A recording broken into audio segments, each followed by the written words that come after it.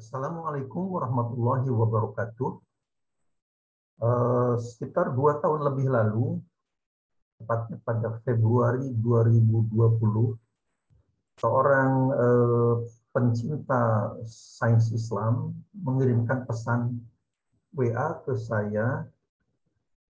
Beliau mengatakan bahwa beliau, namanya Bapak Ahmad Rizal, beliau sedang melakukan umroh. Ini jamaah Jakarta Islamic Center dan saya pernah memberikan ceramah di sana beberapa kali. Dia mengatakan bahwa sedang melaksanakan umroh dan posisi hotel di mana beliau tinggal itu sangat ideal untuk pengambilan data subuh, sehingga beliau menawarkan diri untuk merekam data itu. Saya pikir bagus. Kemudian kami komunikasikan, saya beri arahan menggunakan aplikasi Lapsip pada gadget kamera beliau. Gadgetnya itu Xiaomi kalau nggak salah. Gadget kamera, kemudian direkam pada sekian jam sebelum subuh dan gitu ya, sekian jam sebelum matahari terbit dan sebagainya. Direkam setiap 20 detik sehingga kita memperoleh resolusi yang cukup bagus untuk dianalisis. Dan kemudian beliau laksanakan dengan sangat mudah menggunakan gadget kamera itu dan dikirimkan, kemudian saya proses, dan data yang beliau kirimkan itu menjadi salah satu data terbaik dari ribuan data yang kami miliki saat ini. Jadi sangat luar biasa ya. Baiklah, laporan hasilnya akan saya presentasikan di sini.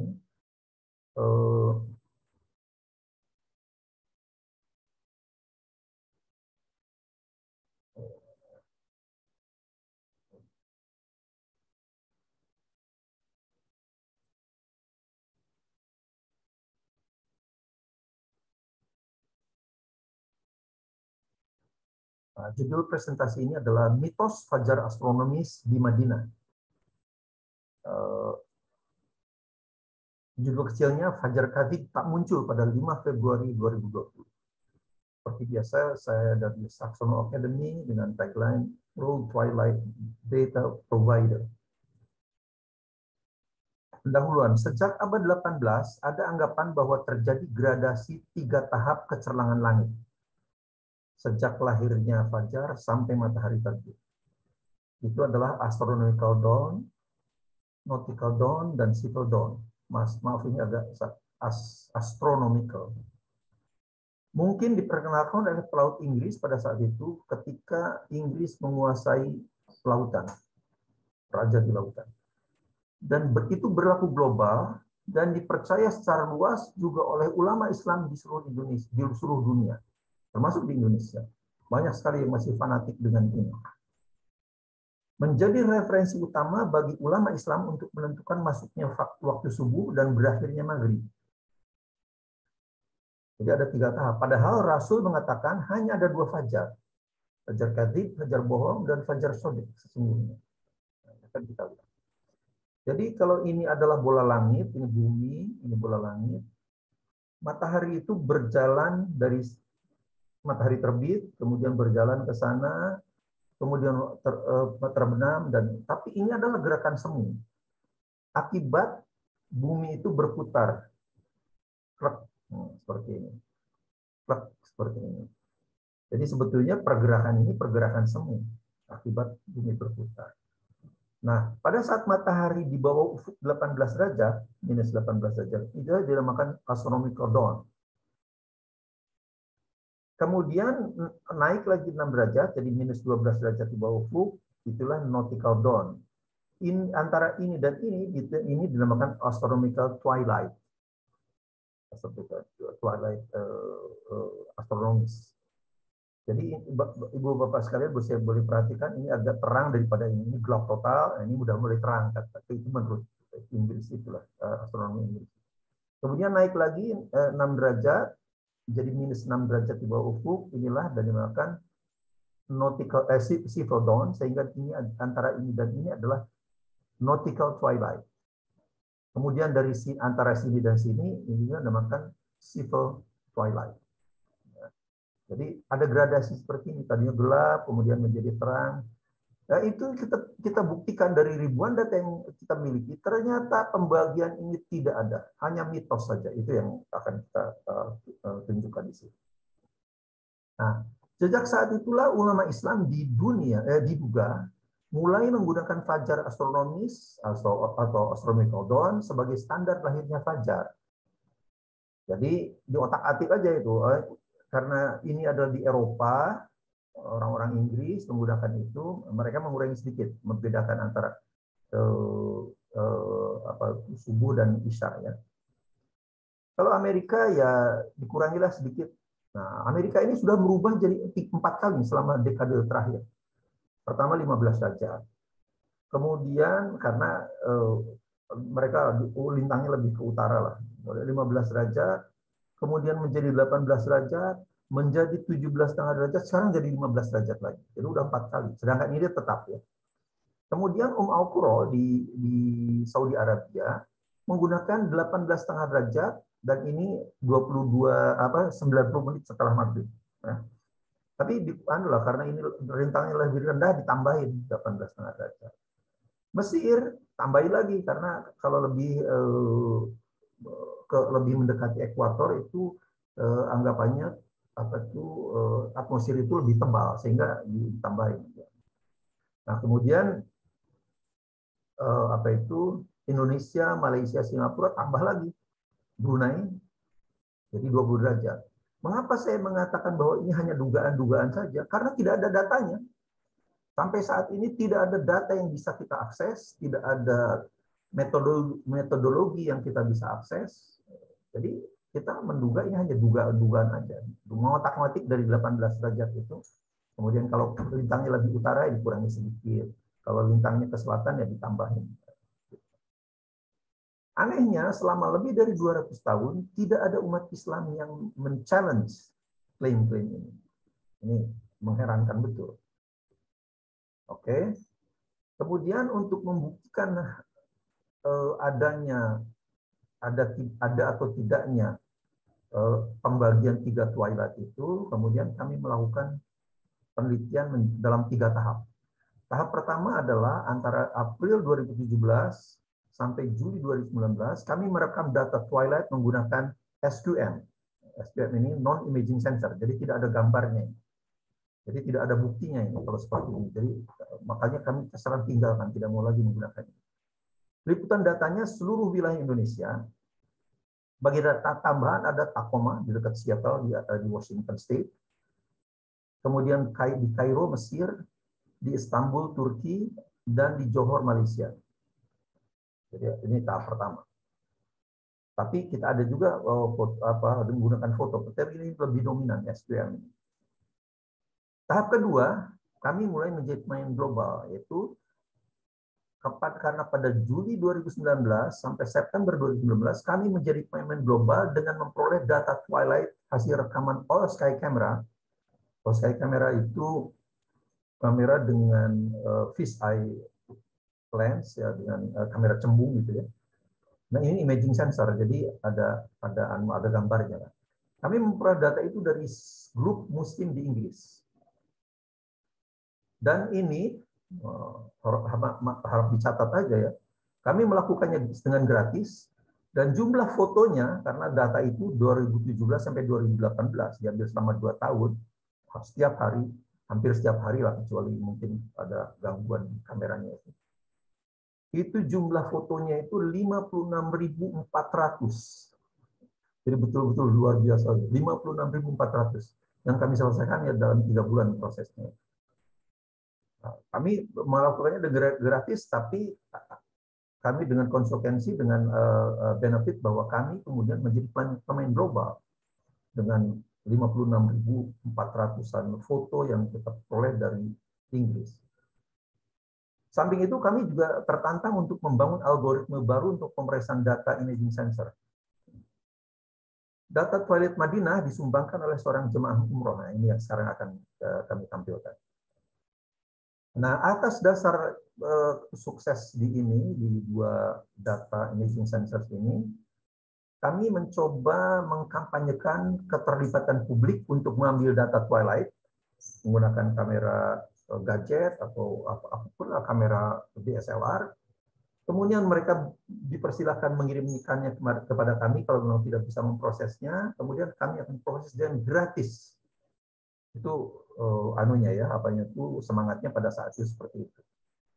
Namun susah juga mempromosikan karena dana kami nggak punya lah, dana untuk mengkampanyekan seperti ini nggak punya. Paling-paling melalui kontak-kontak pribadi dengan beberapa teman. Ada seorang teman memperkenalkan familinya di Australia, saya coba, tapi ya ternyata gagal juga. Nah, kemudian kami menggunakan drone dan membangun algoritma pemrosesan datanya. Nah, ini jadi tahap kedua ini kami sudah menjadi pemain global. Untuk tahap pertama, kami menerbitkan hasil penelitian tahap pertama dalam bentuk buku setebal 259 halaman. Ini terbit dalam e-book dan print. Ada juga yang printed diperlukan di Indonesia, dan ini tersedia di Amazon.com di seluruh dunia, jaringan Amazon.com di seluruh dunia. Nah, kemudian tahap ketiga, mulai 2021, seorang pendukung pemerhati video-video yang kami terbitkan mengatakan bahwa di resort-resort di seluruh dunia itu tersedia webcam yang beroperasi 24/7. Artinya 24 jam sehari, 7 hari per minggu. Jadi non-stop. Jadi dengan seperti ini, kemudian kita rekam aja itu di waktu-waktu subuh.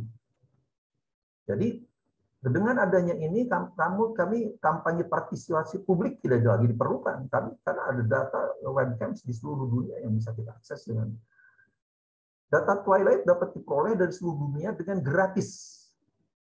Itu saja dengan kerja lebih keras. Misalnya, kalau kami akan mengambil New Zealand, data twilight New Zealand misalnya, jam 1:30 malam saya sudah bangun, harus mengambil data di New Zealand.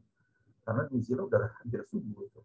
Kemudian untuk Australia misalnya jam mungkin 2:30-an, kami sudah harus bangun. Jadi itu memang meskipun gratis ya memang jadi kerja keras juga.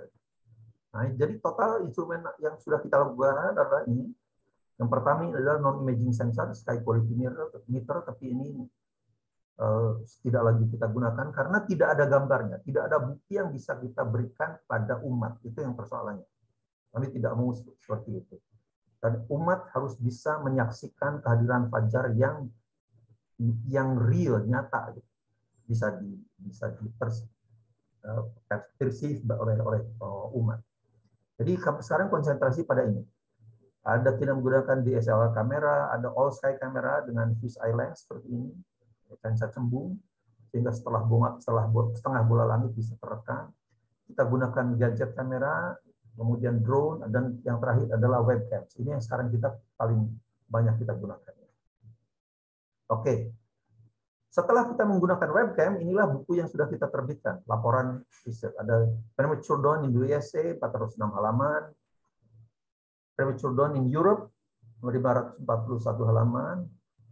Premature Dawn in Asia dan Australia, 527 halaman. Jadi total sampai akhir 2021 yang lalu, kami sudah menerbitkan buku laporan riset tentang kehadiran subuh itu, kehadiran fajar itu, lebih dari 1.700 halaman, dan semuanya tersedia di Amazon.com. Nah, sekarang akan kita tunjukkan hasilnya. Ini adalah hasil yang kita anukan, karena judulnya tadi adalah mitos fajar astronomis di Madinah, yang diambil oleh Bapak Ahmad Rizal. Madinah, Saudi Arabia, datanya. 5 Februari 2020, pengambilan datanya, alatnya Xiaomi gadget camera, dan pengamatnya Bapak Ahmad Rizal. Jadi karena Bapak Ahmad Rizal itu mungkin lebih banyak di masjid, kan.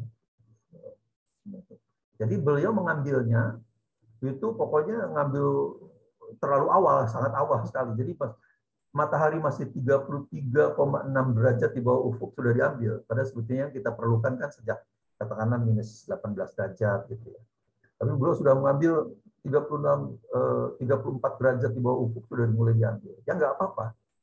Kemudian ini pada yang foto yang terakhir, karena diambil setiap 20 detik, ketika matahari minus 1,2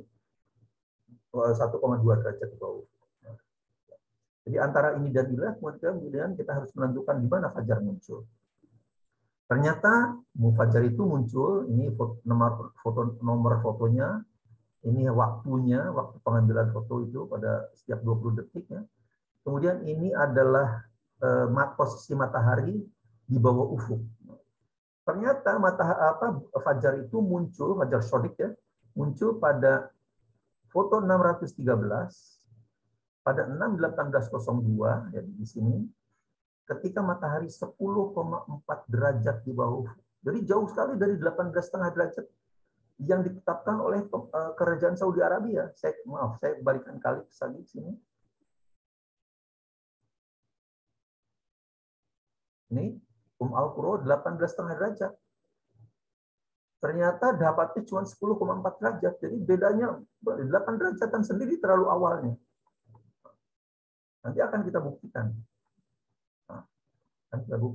Sehingga rentang waktu subuh sejak azan sampai iqomah sampai matahari terbit itu secara resmi adalah 1 jam 17 menit 39 detik, ternyata hanya 43 menit 48 detik saja pada hari itu ya, pada hari itu. Dan posisi matahari 10,4 derajat di bawah ufuk. Sekarang akan kita buktikan ini betul nggak fajar di sini. Nah, sekarang kita lihat ini checkpoint ini pada foto 591, foto 601, 613, 625, 666 dan sebagainya. Kita lihat. Ini adalah foto 591 pada pukul 6.14.22 ketika matahari 11,24 derajat di bawah ufuk. Ini adalah foto aslinya. Lihat, gelap total dengan posisi matahari 11,24 derajat saja, gelap total. Jadi apalagi 18,5 derajat. Inilah edge detection. Ini edge detection itu jadi perubahan piksel, kecerlangan piksel yang di atas threshold tertentu lah, kemudian dideteksi dengan dibuat garis seperti ini. Ini edge detection, tepi, pendeteksian tepi. Ini. Nah, kemudian yang ini adalah 3D surface model. Nah, lihat, ini adalah gelap total, ini langitnya ini. Begitu juga ini, ya, gelap total. Ini gelap total kan di sini, pikselnya hitam itu. Nah, sedangkan ini adalah polusi cahaya ini. Nah, kita bisa lihat, kita tunjukkan bahwa ternyata polusi cahaya ini sama sekali tidak bisa mengganggu kehadiran fajar. Tidak bisa. Polusi cahaya terlokalisasi di sini. Fajar nanti akan muncul di sini. Kita lihat foto berikutnya. Pada foto nomor 601 ketika posisi matahari 10,8 derajat, inilah masih gelap total. Ini juga masih belum ada tanda-tanda kehadiran fajar. Nah, baru di sini pada foto nomor 613 pada 68 ketika matahari 18.22 pada posisi matahari 10,42, sistem yang kami develop ini mulai terdeteksi fajar ini. Mungkin kita belum begitu, mata manusia belum begitu bisa ini, tapi sebetulnya ada perubahan yang misalnya saya kembalikan ke sana. Sekarang sini udah ada ini. Cuman belum terlalu meyakinkan lah ya. Meyakinkan itu kalau sudah semakin ke sini, karena inilah stretch eksponensial. Nah, ini dia. Ini piksel-piksel merah sudah mulai muncul. Piksel-piksel ungu lah gitu ya, magenta ungu. Nah, ini beliau sudah mulai. Inilah memang bukti fajar, bukti bahwa betul fajar muncul di sini. Jadi tidak ada sebelumnya fajar muncul. Nah, ini dia. Ini fajar. Makin jelas. Makin jelas. Dan sebagainya. Saya bisa berikan Medina image rendering ya, dari sejak posisi matahari 33,6 derajat di bawah ufuk sampai dengan 1,2 derajat di bawah ufuk. Ya, kita lihat Medina image renderingnya. Image rendering itu Silakan perhatikan di mana fajar itu muncul. Tidak ada 800-an foto, agak lama juga ini. Lihat 2 menitan ini. Nah, lihat ini sejak 33 derajat di bawah ufuk terus agak lama, jadi saya percepat saja. Belum muncul, belum muncul.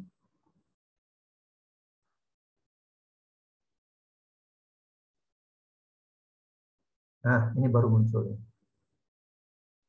Jadi tidak ada sama sekali itu yang namanya astronomical dawn minus 18 derajat di bawah. Tidak ada. Itu hanya mitos saja. Oke, jadi itulah fajar yang sesungguhnya, pada fajar dawn. Kemudian saya akan tunjukkan juga 3D rendering. Sekali lagi sejak minus 33,6 derajat di bawah ufuk matahari sampai dengan minus 1,2. Ini yang sudah yang terakhir ya. Sekarang kita lihat ini. 3D rendering. Nah ini berjalan sejak minus 33,6 derajat, terus fajar itu akan muncul di sini. Sama sekali tidak terpengaruh oleh polusi cahaya ini. Saya percepat saja, supaya jangan terlalu lama. Nah, ini mulai ini. Nah, inilah fajar. Inilah fajar. Nah, sekarang pikselnya kan sudah berubah jadi merah, tambah merah, terus semakin kuning. Jadi itu menunjukkan fajar sinar matahari yang semakin kuat.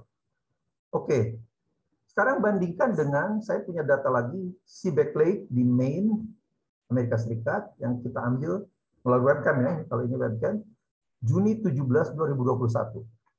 Ini foto pertama ini, pada saat 15,0 derajat. Nah, lihat, gelap total.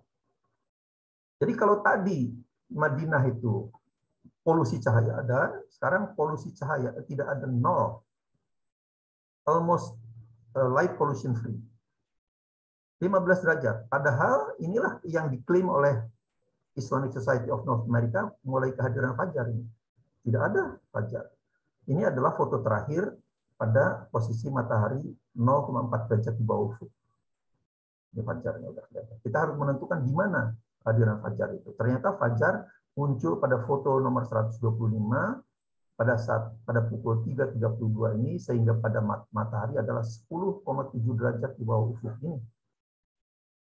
3.32.12. Sehingga rentang waktu subuh itu yang seharusnya 2 jam 35 menit 41 detik, ini kan di lintang yang tinggi ya, di utara ya. Jadi 2 jam 35 menit, ternyata hanya 1 jam 16,33. Jadi coba lihat, terlalu maaf, ini kalau ini 18 derajat ya, maaf. 18 derajat ini katakanlah dari 2 jam menjadi 1 jam 16 menit saja. Jadi 45 menitan. Terlalu cepatnya. Apa itu azan subuh di sana kalau menggunakan 15 derajat. Oke. Nah, sekarang kita lihat, kita buktikan. Ini pada saat posisi matahari 13,7 derajat. Gelap seperti ini. Mana ada ini? Tidak ada. Mana ada titik double ini, titik kecil.